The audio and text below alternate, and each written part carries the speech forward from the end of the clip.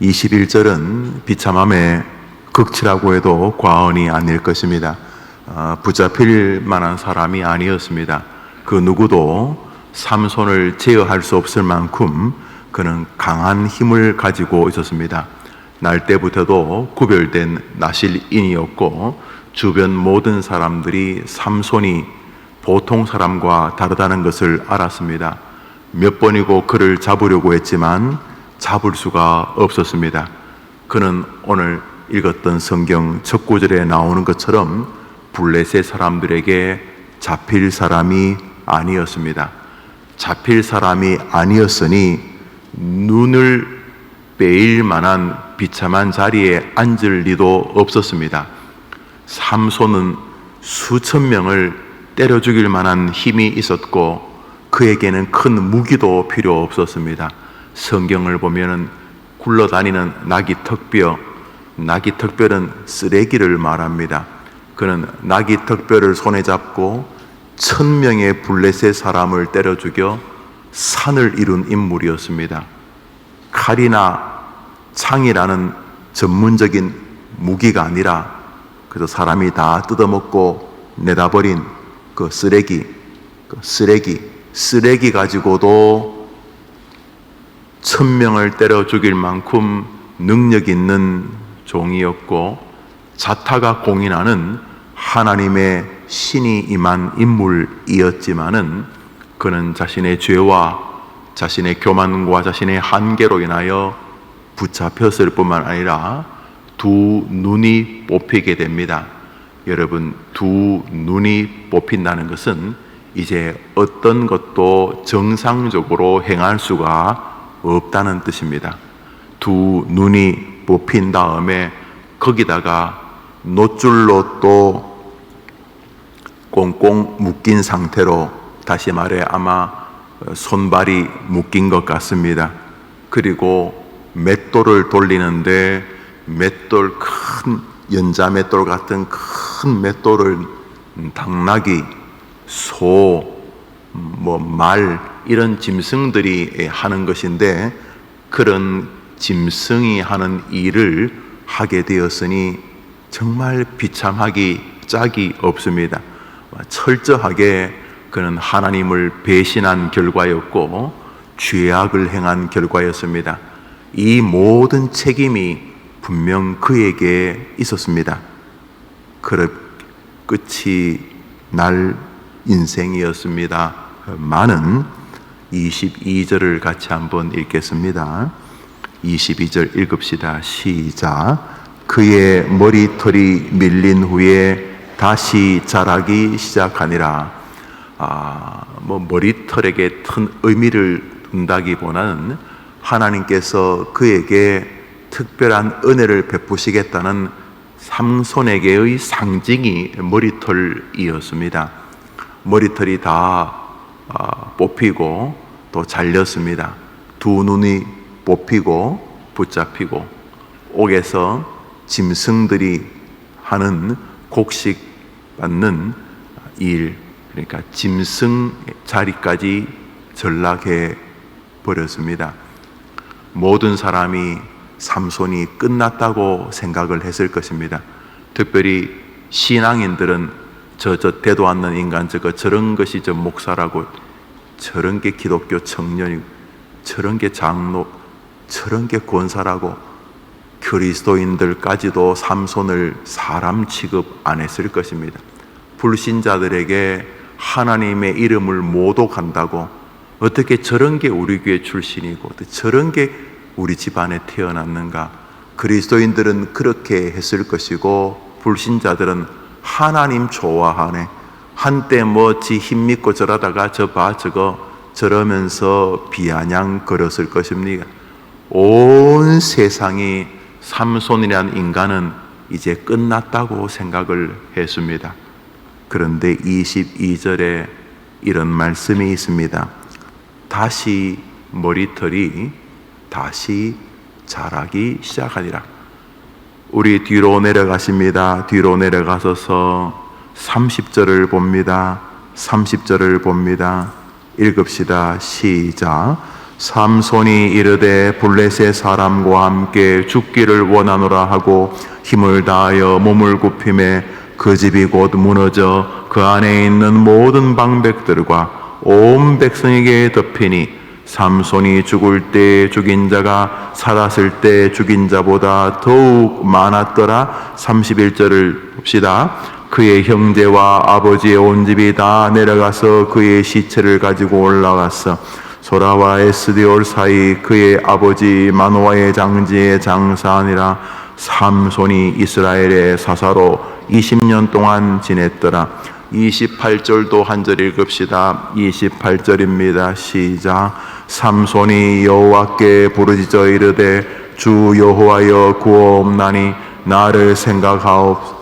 하나님이여 구하옵나니 이번만 나를 강하게 하사 나의 두 눈을 뺀 블레셋 사람에게 원수를 단번에 갚게 하옵소서 하고 삼손이 죽습니다. 삼손만 죽나요?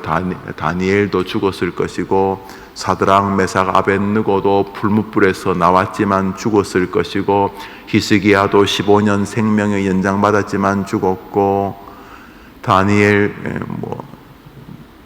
바울, 베드로 다 죽었죠. 삼손도 죽었습니다. 죽은 다음에도 아이고 그 인간, 그 비참한 인간, 여자 치마폭에 빠져서 아이고 비참한 인간, 이렇게 끝나지 않았습니다. 20절 끝에 뭐라고 31절 끝에 뭐라고 되어 있습니까? 사사로 20년간 있었다고 하나님이 그가 하나님의 일꾼이었다고 손을 들어 주셨습니다. 경기가 끝나면 심판이 두 사람 사이에 이긴 사람의 손을 들어주듯이 하나님이 삼손도 사사로 내 사람이었다라고 인정해 주셨습니다. 읽었던 21절 보면은 끝난 것 같은데 붙잡히고 두 눈 뽑히고 사람도 아닌 짐승 취급받았지만은 다시 머리털이 자라기 시작하니라. 우리 한번 따라 해볼까요? 기회를 주시는 하나님. 여러분들만 해보시겠습니까? 시작. 하나님을 잘 한번 생각해 보시기를 바랍니다. 하나님이 여러분을 포기한 적이 없잖아요. 여러분이 여러분 자신을 포기했을지는 몰라도 삼손도 다 끝난 줄 알았을 것입니다. 이제 참 면목이 없어서 살 생각, 남 부끄러워서 살고 싶지 않았을 것입니다. 두 눈이 뽑힌 자신의 인생은 기가 막혔을 것입니다. 그러나 다시 기회를 주시는 하나님, 오늘자 날주 사도행전 20장을 보겠습니다. 사도행전 20장입니다. 오늘자 날주 사도행전 20장입니다.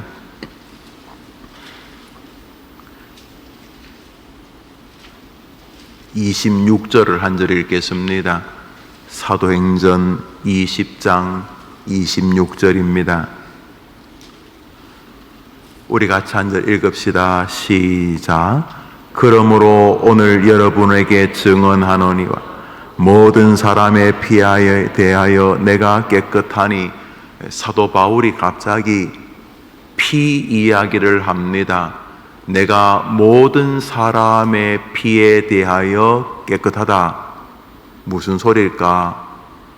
성경을 조금이라도 읽어보신 분은 바울의 인생에 스데반 집사님을 돌로 쳐 죽인 장면이 떠나지 않았다는 것을 느낄 수 있으실 것입니다. 살인자였습니다. 확신범 무섭습니다. 감옥에 갇힌 지 30년이 넘어도 위수김동을 외치다가 결국은 전향하지 않고 북으로 간 사람들 있지 않습니까? 위수김동, 위대한 수령 김일성 동지 만세, 이거 말입니다. 저렇게 북한이 나라가 아니고 저거는 말 그대로 자기들이 잘 쓰는 괴뢰 정권이고 국민들을 먹이지 못하고 국민들이 한 해 10,000명 가까이 빠져나가게 하고 한국에도 약 35,000명이나 자기 국민들이 먹고 살겠다고 도망 나오게 만드는 나라면 나라가 아니죠. 이건 구걸하는 구걸 민족이기도 하고 그죠? 핵폭탄이 아니면은 견딜 수가 없는 이미 무너진 나라인 것이죠. 참 안타깝기 짝이 없습니다. 많은 사람이 예수를 믿다가 북에서 죽었습니다. 여러분, 한국의 기독교의 거의 모태가 북한입니다.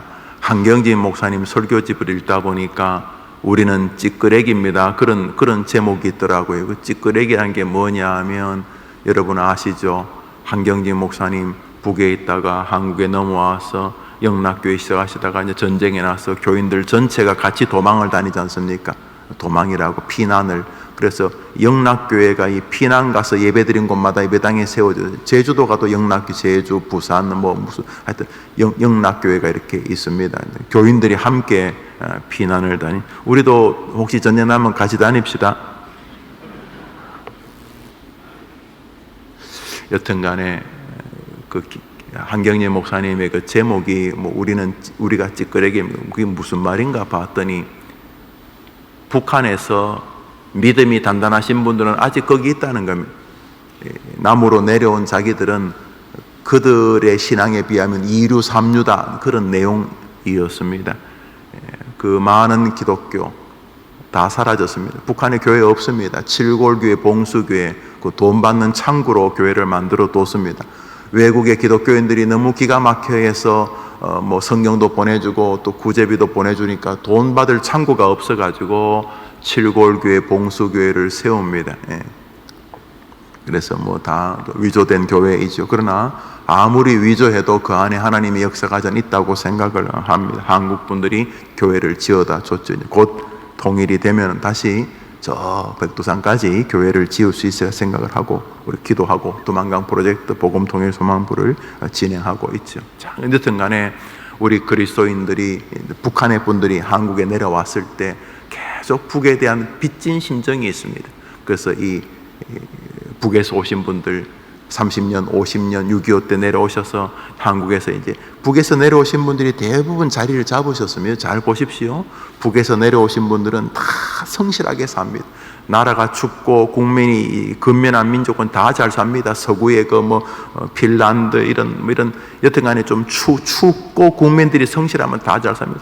아마 북한 사람을 가만 내버려뒀으면 저렇게 이 정신적으로 이 바보를 만들지 않았으면 남쪽보다 북한이 아마 몇십 배 더 잘 살 겁니다. 참 안타깝기 짝이 없는 사람을 그냥 다 이 이데올로기로 그냥 바보를 만들어서 안타깝습니다만 뭐 생각하면 죽였으니까. 여튼간에 북에서 오신 분들은 이 고향에 대한 빚진 마음이 있습니다. 지금도 한국에서 한국으로 오신 이 세터민들 가운데 몇 개월에 한 번씩 뭐 100만 원, 200만 원씩 북에 보내주고 계십니다. 여러분 희한하죠.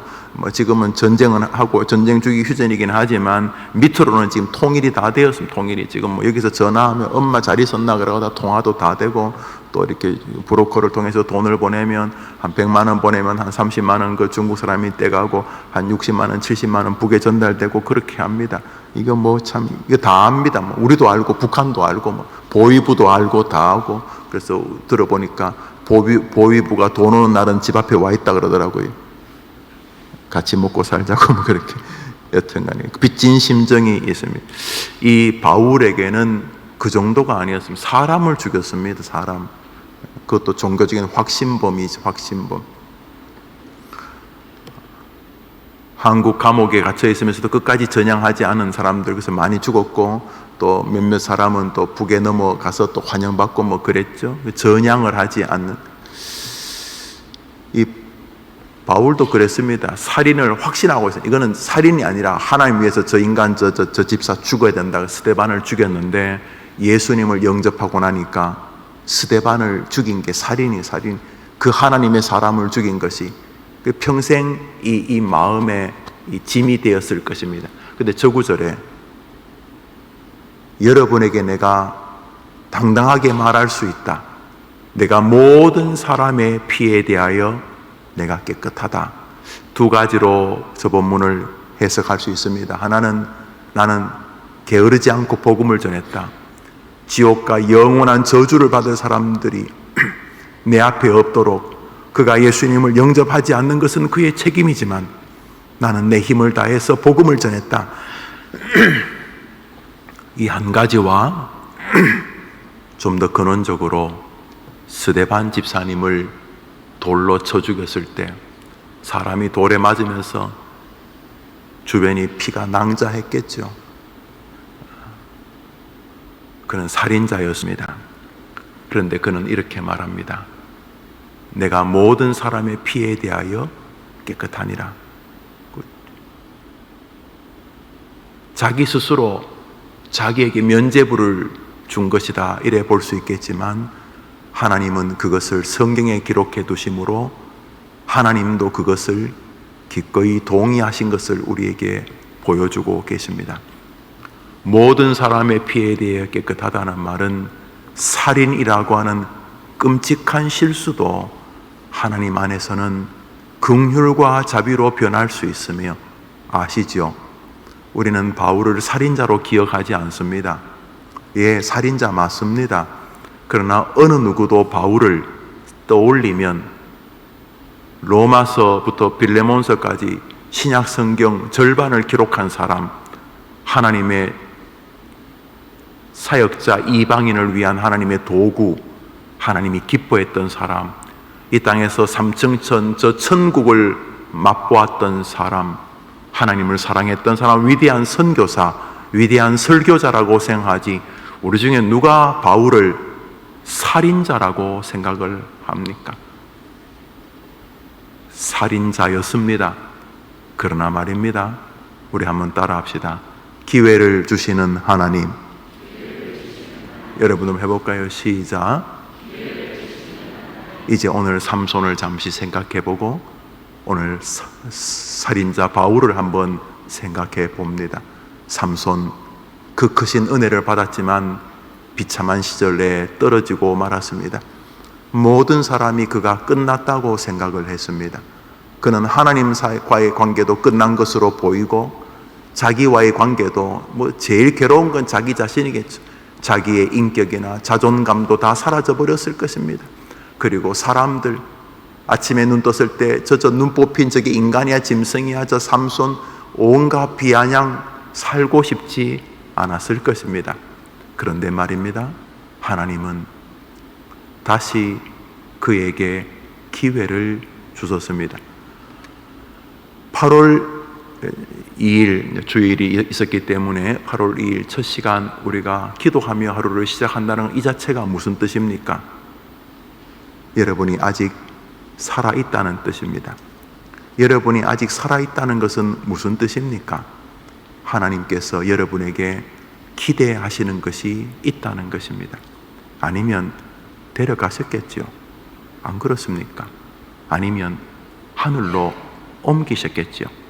비록 눈뜬 곳이 병상이라 할지라도, 비록 눈뜬 것이 감옥이라 할지라도, 비록 눈뜬 것이 어제와 큰 차이가 없는 여전히 빚에 빚, 독촉 앞에 있고 아직도 좀 불투명한 정규직이 아닌 임시직, 계약직에 서 있다 할지라도 8월 2일 첫 시간 하나님께 기도하며 하루를 시작하고 있다는 이 사실이 우리에게 말하는 것이 무엇입니까?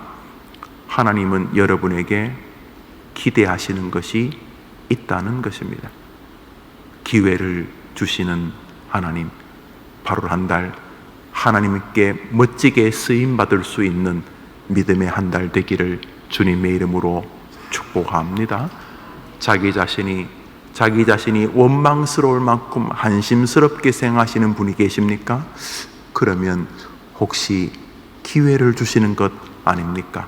삼손의 비참함 속에서 우리는 작은 빛을 보게 됩니다. 삼손이 다시 말합니다. 하나님, 한 번만 더 기회를 주십시오. 삼손이 살았을 때보다 삼손이 죽을 때에 무찔렀던 적들의 수가 더 많았더라. 기회를 주시는 하나님이 계신 이상 오늘 함부로 냉소적으로 자조적으로 여러분과 여러분 후손, 여러분의 앞길을, 여러분의 신앙을, 여러분의 교회를 비아냥거려서는 안 될 것입니다. 아이고 하나님, 목사님, 저는 안 돼요. 저는요 살인자입니다. 저는 되도 않는 인간입니다. 집에서 내놓은 인간입니다. 저는요 다 떠나서 내가 내 자신을 용서할 수 없습니다. 기회가 왔네요. 기회가 왔어요. 8월 한 달 기회를 주시는 하나님을 바라보면서 남모를 감사와 소망이 여러분의 것이 되기를 주님의 이름으로 축복합니다. 주님 가르친 대로 기도를 마치고 우리 자유롭게 앞에서 우리 이명호 목사님과 함께 기도하셨는데 말씀과 함께 기도하면서 하나님, 기회를 주시는 하나님 감사합니다. 그리고 내 아이들과 내 사랑하는 이들에게도 기회를 주시는 하나님을 만나게 해 주옵소서. 그래 기도하며 하루를 출발하겠습니다. 하늘에 계신 우리 아버지여, 이름이 거룩히 여김을 받으시오며 나라 임하옵시며 뜻이 하늘에서 이룬 것 같이 땅에서도 이루어지이다. 오늘날 우리에게 일용할 양식을 주옵시고 우리가 우리에게 죄 지은 자를 사하여 준 것 같이 우리 죄를 사하여 주옵시고 우리를 시험에 들게 하지 마옵시고 다만 악에서 구하옵소서. 대개 나라와 권세와 영광이 아버지께 영원히 있사옵나이다. 아멘. 기도합시다.